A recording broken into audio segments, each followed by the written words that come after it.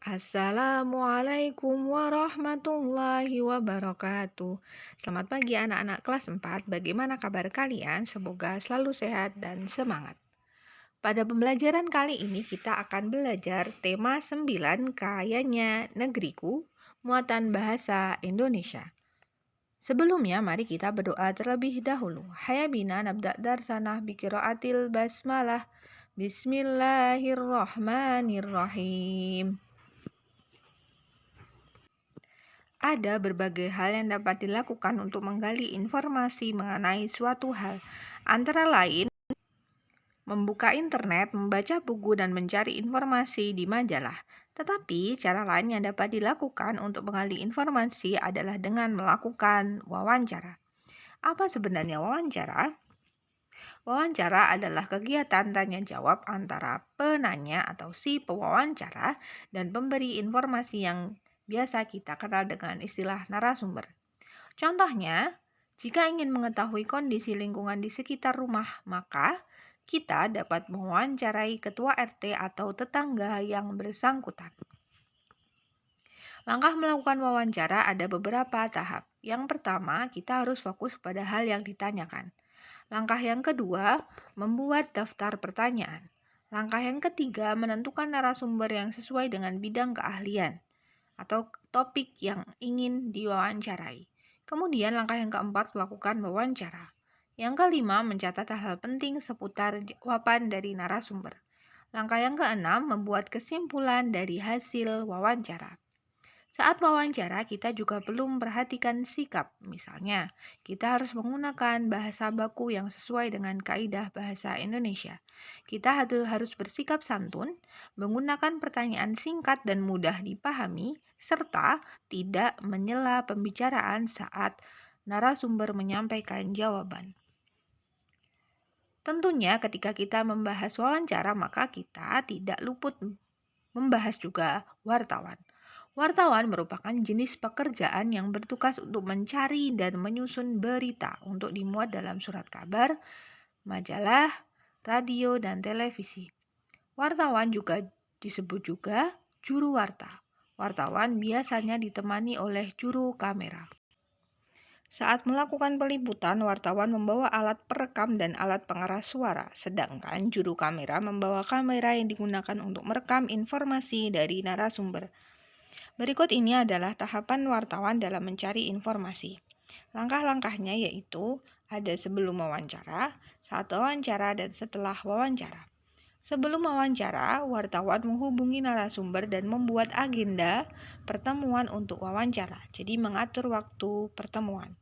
Wartawan membuat daftar pertanyaan sesuai dengan tema atau topik wawancara. Yang ditugaskan juru kamera yaitu menyiapkan peralatan yang dibutuhkan saat wawancara. Pada tahapan saat wawancara, wartawan memperkenalkan diri sekaligus mengemukakan maksud dan tujuan dari wawancara.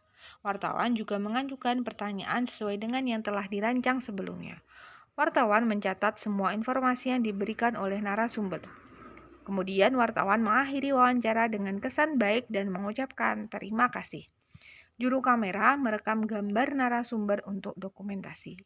Setelah kegiatan wawancara berlangsung, wartawan kemudian merangkum informasi dari narasumber dalam bentuk tulisan untuk dijadikan menjadi berita atau artikel yang dibuat di media massa. Saat membuat berita, wartawan harus menuliskan dengan benar sesuai informasi yang disampaikan narasumber menggunakan kalimat yang jelas dan mudah dipahami.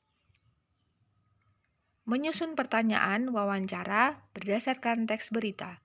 Salah satu langkah untuk melakukan wawancara adalah mempersiapkan pertanyaan untuk narasumber. Nah, untuk mempersiapkan pertanyaan-pertanyaan tersebut, maka kita perlu referensi atau perlu sumber untuk membantu menentukan pertanyaan-pertanyaan itu tadi sesuai yang tepat pada topik, maka dapat membaca suatu teks berita sesuai dengan topik wawancara. Jadi, kita diperbolehkan membaca teks berita yang berkaitan sehingga kita mempermudah membuat pertanyaan untuk disampaikan kepada narasumber.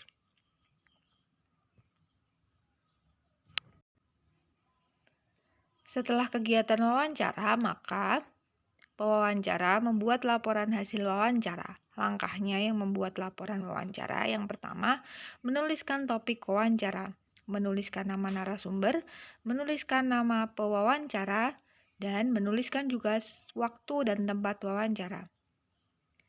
Yang tak lupa, yaitu menuliskan daftar pertanyaan yang diajukan sekaligus jawaban yang disampaikan oleh narasumber.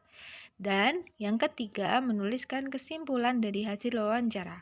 Kesimpulan ini mencakup hal penting dari pembicara, kritik, dan saran terkait topik wawancara. Berikut ini adalah contoh tabel laporan hasil wawancara.